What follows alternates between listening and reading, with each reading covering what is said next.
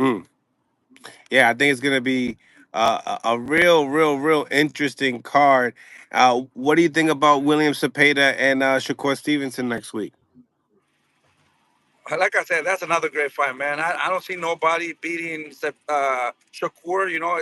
He's a great fighter, But the only thing that you know the people are upset about him, that he has to risk a little bit more, and give the fans what they want. Otherwise, he'll be remembered by, you know, some of the greatest. Like, I mean, I would hate to see him be like a fighter like Regendale.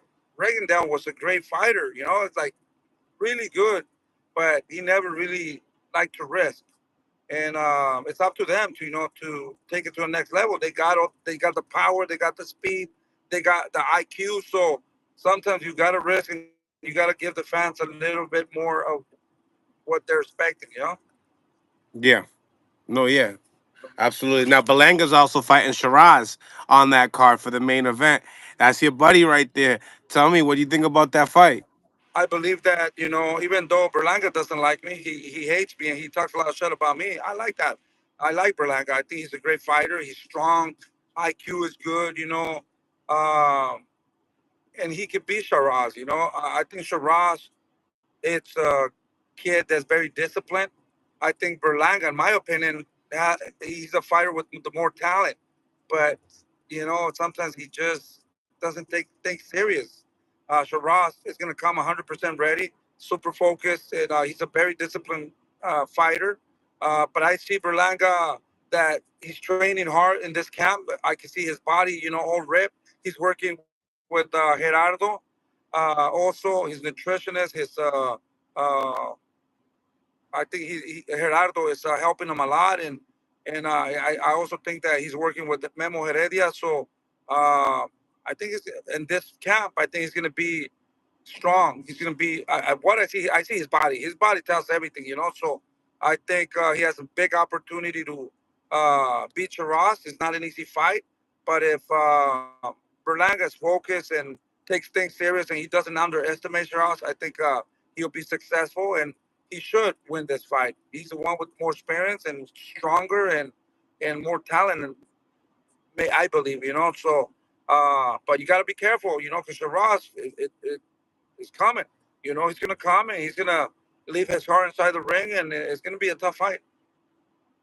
Do you believe that they put David Morrell on the card because of so much of a great show that he had with you and your son, that Turkey just had to bring him back? I mean, I know that was his second time on a Turkey card, but now this is his third time coming up next week. Yeah, for sure. I think David Morrell did great with David. I like David Morrell. As a matter of fact, I sent him a text, congratulating him for his next fight. We're excited to see him come back and fight. And I'm a fan of David Morrell. And I wish him nothing but the best. And hopefully in the future, once he keeps working hard and shows the world that he's ready, have another fight with him. He's a great fighter, very talented. Let's see how he responds to David's defeat. Did he get better, or did he, lose his confidence? I'm very excited to see him fight and see where he's at. Yeah, that's a great point. Yeah, because you sometimes fighters leave a little something inside the ring, each time when they do go through those wars and stuff. Yeah, absolutely. Um, Leading up now, I know what you watching. This Terrence Crawford and Canelo build up. What goes through your mind?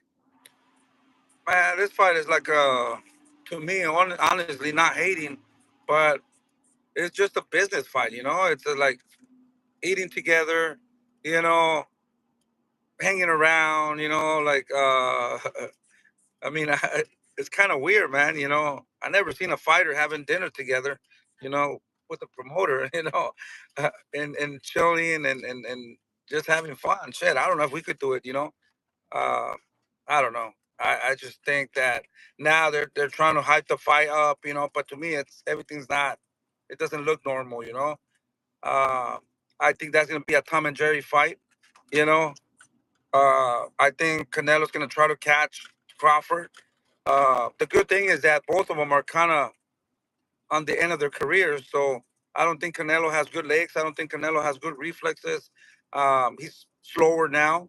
Uh, of what I've seen, Terence Crawford on his last performance, he got hit a lot, and I don't think he either has those legs to move around, you know. But I think that Crawford's gonna try to survive and try to win. He don't care about what people say. He's just gonna try to smack him around, round and round, and just win the fight. At the end of the day, you know, that's what he does. That's what he's good at. And I don't know, man. I just think that I don't think Crawford's gonna try to trade with Canelo Alvarez, man. He's trying to go up in weight just to look good and look even, kind of. But we never seen Crawford being like an aggressive fighter. And Canelo, we know that that's all he does is come forward. So I think Crawford has to be in good shape in order to move around and go to 12 rounds and win that fight if he doesn't get caught with one of the big. But I just don't know. You know, I think Canelo has lost his power. Also, I don't think he possesses that power anymore. The body, you know, he's not the same, man. You know, I've been saying that he's not the same. But I think this fight could be a kind of a little bit of even because they're almost at the end of their careers, both. So, I mean, I wish both good luck. I like both fighters, and we just want a great fight. We want a good fight, not a Tom and Jerry fight. Mm. Now we talked about Mason. Mason's